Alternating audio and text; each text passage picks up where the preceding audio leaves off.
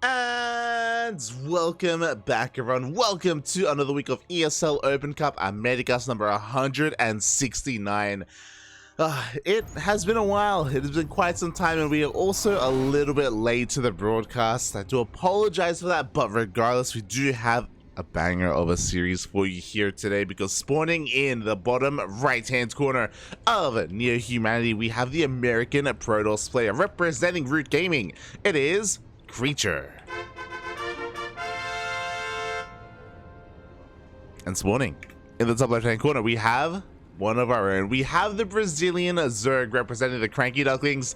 It is Erik.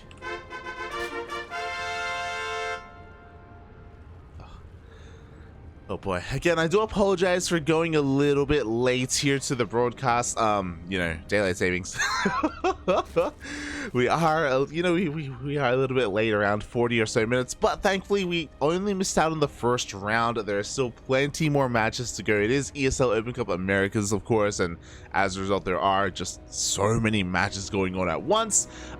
We were a little bit spoiled for choice, a little bit spoiled, but it's been a while since we've been able to cast our boy, since we've been able to cast Erik, the man himself. So of course we have to be here for that, and of course we're starting things off with a proxy hatch. Erik, you know, he's he's amazing like this. He's not the cheesiest of Zerg players. Like, he just opens up very aggressively. Maybe that's me on Copium, though, to be fair. But he always does start things off with a bit of a bang, especially against Protoss players. So we do have a proxy hatch. You see 5 probes are pulled to help deal with this, as well as a zealot. This is designed to slow down the expansion. This is not going to be a commitment here. It is going to be a hatch gas pool opener from Erik, so very standard, other than of course the fact that we have this proxy hatch. So again, it is just meant to slow down the Protoss player. It isn't designed to rush. It isn't meant to lead into hyper aggression. And that's also what's a little bit difficult here about playing against Erik, is trying to figure out whether or not he is going to be aggressive or not based off of his openers. He can be a difficult player to read, as we do see the drone somehow is able to escape as well. I wasn't quite expecting this, but yet it somehow escapes the clutches of both the zealots and the drones as well. So very nice micro, very nice control out of Erik to be able to slip away and get the hell out of there. Meanwhile, his own bases are finishing up. We have our gas, we have our spawning pool. Everything here is looking quite standard from the side of our Zerg.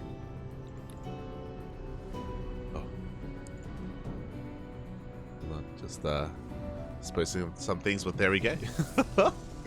Meanwhile, we're going to just be getting into this, and we have been casting a lot of Creature recently as well, especially in the NA Apprentice qualifiers. Creature has been doing quite well for himself, especially against some of the other North American players. So yeah, it's been really cool to see him become more active. Of course, Creature has been a pretty old school player. He's been competing for a long time. Ooh, he's even able to deny the third base here with his Adept. Erik being a little bit cheeky, trying to take the forward third with the Rich and Gas Geyser. He's going to try and save this drone. The Adept is going to be threatening a shade in towards the natural base, but no, he doesn't commit. He's waiting here, and he's going to be forcing a reaction out of this Queen as well. Ooh, we do have another quick extractor trick.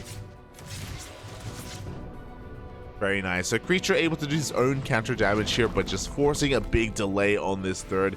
We'll finally get underway. At the same time, the Adept does commit to a shade. One drone gets picked off. Up. Ooh. But only a single drone, as the Adept does pay for it with its life. And behind this, we do have a standard follow-up. Again, the start of the game was a little bit chaotic from both sides, but it is going to be Creature going for that Stargate, going for the Oracle. I'd be surprised if he goes, it looks like he's going to go for at least 2 Oracles. He is taking a faster third base, but here at the 4-minute mark, we do see a Roach Warren from Erik. A pretty standard timed Roach Warren, but it's Erik we're talking about, so I wouldn't be surprised if we are working towards a Roach Queen push, especially on this map, especially after Erik has taken the forward third.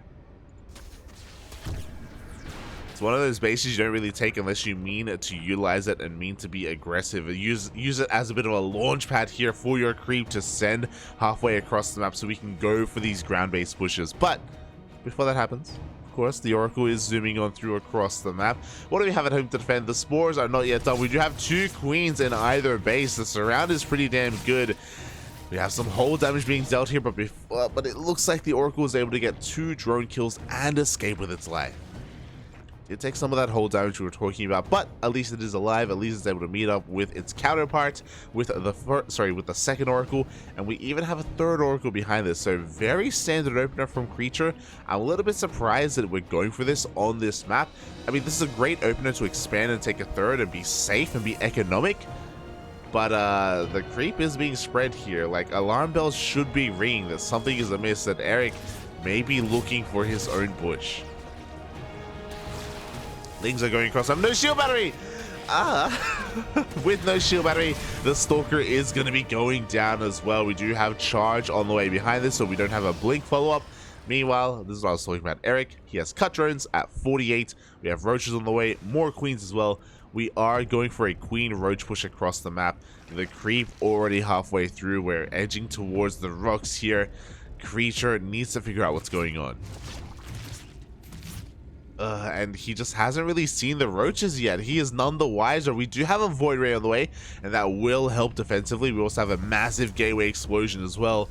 But we need shield batteries, and we need static defense. This third base is looking quite vulnerable. There we go. Creature is setting up some stasis wards. Meanwhile, the roaches are powering on through. The rocks are not long for this world. The queens either. Mainly just the rocks. And we'll see how good the defense is. Of course, we have plenty of queens for anti-air, so the oracles and the void rays are kind of, you know, their usefulness is finite. Meanwhile, the first stasis trap is going to be triggered utilizing only a couple of lings. And we only have a single shield battery. We have a cannon on the way. We have the overcharge being popped quite early as well. Charge is still not done. There we go. It will finish up. We do have a void as well. No immortals. Again, Creature heavily underprepared for this. We have four pylons on the way. Creature getting supply blocked. Now is not the time. Now is not the time for a supply block. We wait out the overcharge. It has run out. The void rays are doing what they can, but the queens fend them off. And Creature evacuates. He gives up the third base. Oh, but this was a decision that took a little bit too long to come to, and now damage has been done. Units have gone down. We do see him trying to reinforce the natural. We do see another stasis trap behind this as well. The queens did back off, but the queens are coming back. The biles! Oh my god, the void ray just does sit in the biles in the end. The gateway army goes down. Another stasis trap goes off. This one much better here for Creature. And we do now have a second immortal as well. With the power of 2 immortals, it looks like Creature can hold on to his natural a little bit longer, but we are not droning behind this. We have 28 more lings flooding across the map. The queens are here as well. The creep is slowly being spread, is slowly catching up to the natural. And even if we can't break the natural, this cybercore is going to go down. Is it the biggest of deals? Thankfully, we do have charge, not blink, so we are still relying on zealots anyway. Ooh, nice feedback on a queen. Meanwhile, here we go, the second overcharge of the defense. The biles are going to be landing, but it's not quite enough to overwhelm the overcharge. We're going to have to respect it. We're going to have to back off. And here we go, a lair is on the way. Evo chambers as well. Erik is looking for that transition point. Hasn't droned yet, though. He hasn't droned. He hasn't taken a fourth yet either, so still taking this very seriously. Ah, there we go. As if on cue, we do have 6 drones on the way. Looks like Erik is going to be content to just contain his opponent to 2 bases. Oh, but as I say that, here we go. He's going to try and break him once again. The biles are connecting. An Archon does get focused down. We're running out of lings. The Celts are getting us over the Ravagers. We have to be careful not to overextend here. Oh. And again, that immortal count is getting scary. We have 4 immortals and an Archon. Not the largest army, but a very high-tech army. There we go. The biles will connect. The gateway goes down. We do have lings reinforcing. And at this point, because the zealot count was reset, Creature can't really move out across the map. But at the same time, Erik really wants to end this. He really wants to go. Oh, it does end up biling. It does end up connecting with a couple of those immortals. But again, I don't think this is the best fight. Third overcharge. The biles aren't able to take it down. 4 immortals, 5 immortals now forcing this back. It's a lot of immortals. Jesus.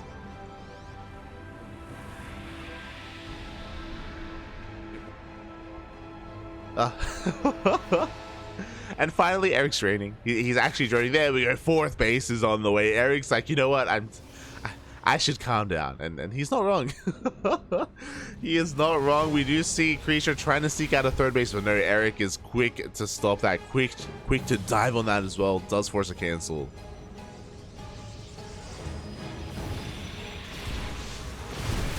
Oh, and this is dangerous. Erik has to be careful not to lose too many of these Ravagers. He's going to trigger a counterattack, and Ravagers are quite expensive at this stage of the game when we are this all in. Of course, Erik is trying his best to drone, but Creature is keeping up with his worker count. He's not mining for any more than 2 bases, but soon he may. So we have that 3rd on the way.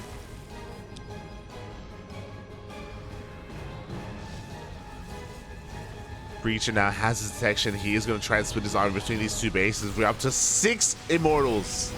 Ling's going to try and distract him. The Robo is going to be a little bit exposed. Can he get it? Up, what a bus. He will get the Robo. Oh, but Creature is moving on now. He's going for a pseudo surround here. Results are being cleaned up. The Queens are being caught in a really rough position as well. God. Without Lings, these Immortals are honestly doing quite well for themselves. And yeah, Erik has to respect that. He has to back off. 6 Immortals. Oh no! Did I say 6? Okay, yeah, still 6. Throughout that, though, the Lings were harassing that 3rd base. We did see another cancel. Was that a kill or a cancel? That was a cancel in the end for Creature. Still stuck on 2 base economy. Every time his Gateway army gets reset, no Robo has been rebuilt. So 6 Immortals, what you see is what you get. There's still a lot of Immortals, to be fair. Up the Biles! Oh, as we get another cancel, another contain. Erik droned up to 55. From here, that's all he needs. Now he's just flooding Lings across the map. We've got a Baneling Nest now. Got +2 range on the way and a Baneling speed.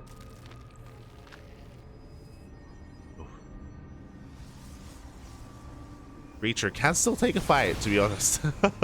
Oh, just can only take a fight defensively. Meanwhile, Biles do rain down upon these Immortals, and we do see Creature overextending a little bit. The Banelings are rolling on in. We don't have Baneling speed.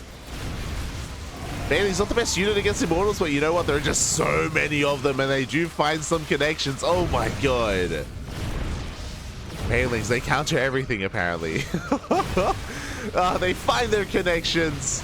They take down 3 of the Immortals in the end. Only 3 survive. We have the Biles. Every Immortal goes down. GG gets called, and Erik will take game number 1.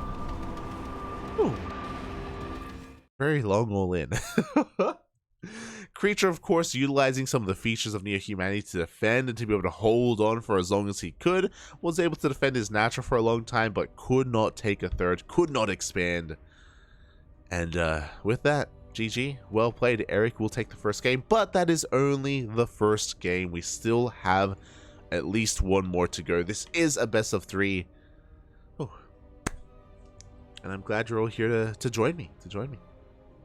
Shout out to the people in the chat. Shout out to Babylings, Tater Tutor, Werehug, Iron Hinged. Welcome. Light sounds like he just woke up. Excuse me? I woke up 10 minutes ago. Thank you very much. Oh, good. Look, I may have been awake at around, like, before the broadcast started, or before the broadcast was supposed to start, like around 8:30. But alas, I did kind of, you know, it's one of those things where it's like, oh, I could sleep a little bit longer. I could sleep for another 10, 15, 20 minutes. I'll be fine. I'll be able to get up in time. And then suddenly it's, 20 minutes past 9, and it's like, oh, we missed the start of the broadcast, puppy. It's okay. We did make it here in the end. We are ready to go. Unfortunately, that does mean that I wasn't able to quite get anything for breakfast, but that's fine. That's normal here on the CranKy Ducklings. And speaking of things that are normal in the CranKy Ducklings, spawning in the top right hand corner of Ancient Sister, and we have the American Protoss player representing Root Gaming. It is Creature. And spawning in the bottom left hand corner of Ancient, oh my god, going for a 13-12. Reaper, is that you? We've been casting a lot of Reaper recently. It's been very cheesy. But spawning in the bottom left-hand corner, we have the Brazilian Zerg player representing the CranKy Ducklings, one of our own. It is Erik.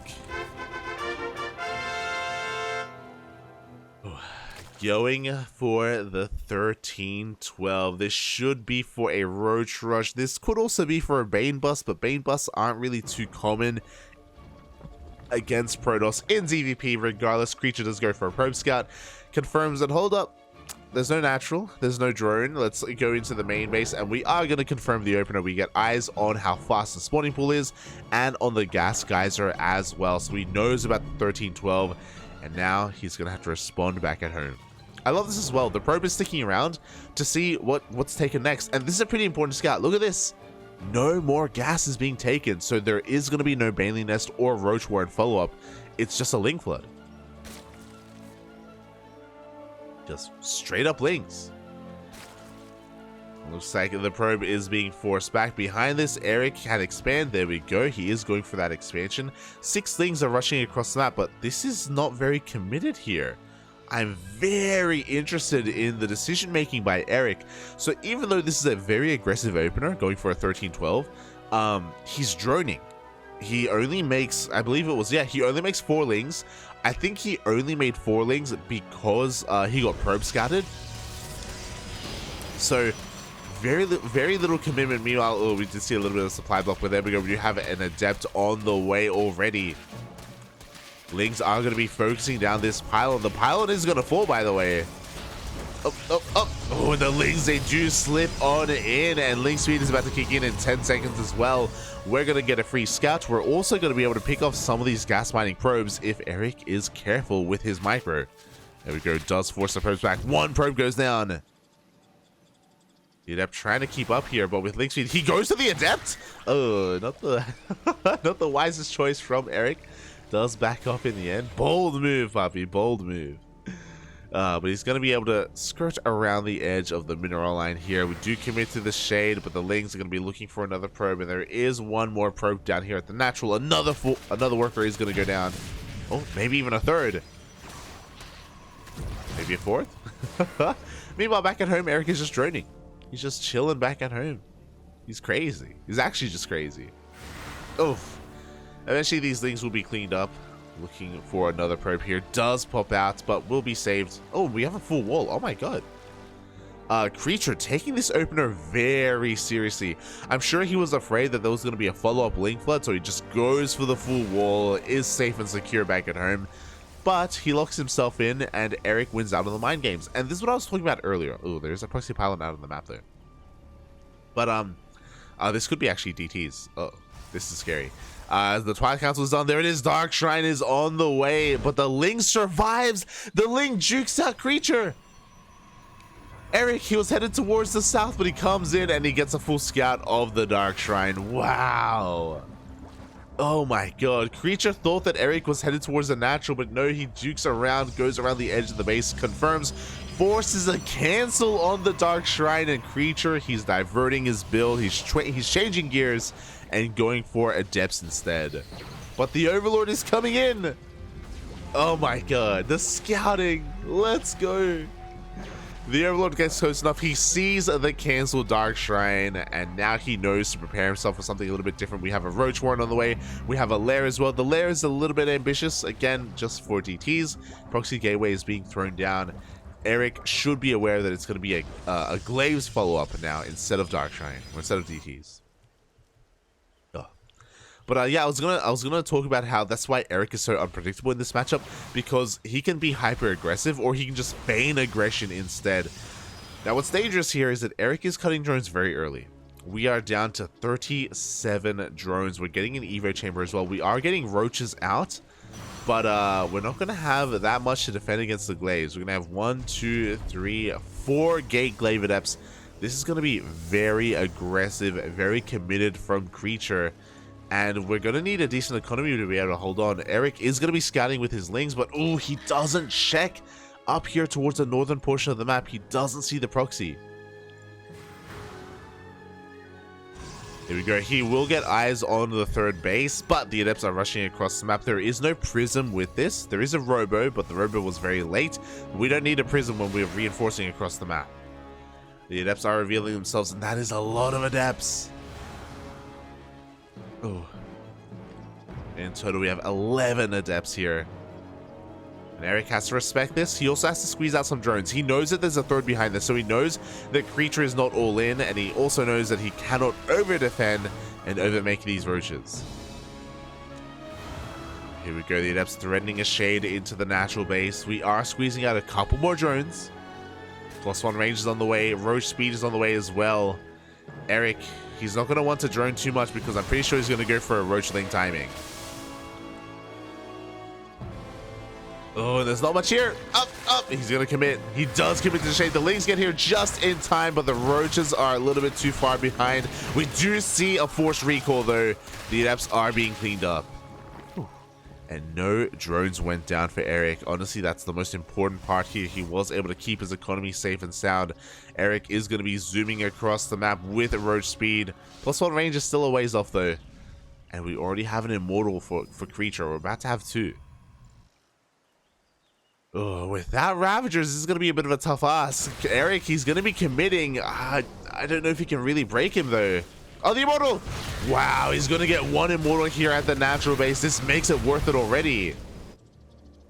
The other roach army pushing on forward here, going to be trying to pick off one of these pylons, and he will get... Oh, God, no! He almost gets it. Oh, at the same time, Erik, he comes back in with the multi-prong harassment. Shield battery is going to be focused down. The army is coming back in, but so is Erik. This is a very expensive harassment, by the way. He gets into the main. He's going to be able to get the pylon. He's going to be able to get into the mineral line as well, but Creature is splitting up his forces. Oh, but he's having a hard time keeping up, and Lings are reinforcing here. A decent amount of probes are falling. Oh my god, the main base! Where are the Immortals? I thought the Immortals would head towards the main, but the Immortals are kind of getting pulled back and forth between the main and the third.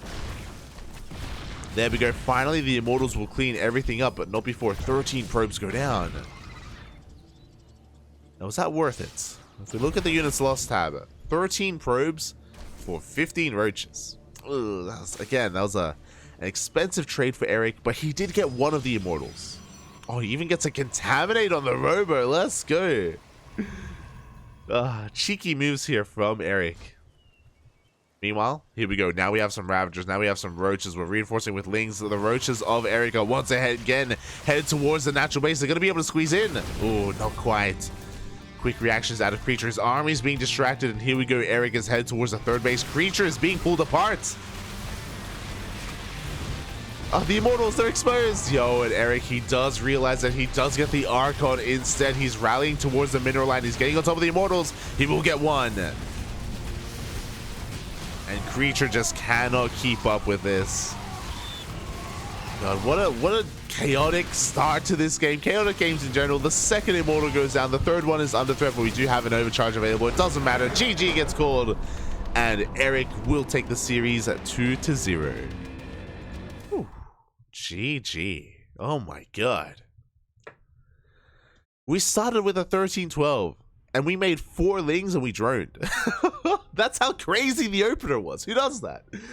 And again, like Erik can be so hard to read as a player because, mate, you scout a 13-12, you expect an all-in. Creature fully walled off and was preparing back at home, but no, we had droning instead. Creature had to go for his own aggression. But that was scattered as well for Erik to see the Dark Shrine and also to go in with his Overlord and confirm that the Dark Shrine had been cancelled as well. GG, well played. Very nice play from Erik. Just letting him know that I'm proud. Congratulations. Erik is going to move on to the next round, and we will attempt to follow him. The bracket is quite large, and we're going to have to try and figure it out. Oh my god. Oh, this is going to be brutal. We are going to follow Erik, and he has an opponent.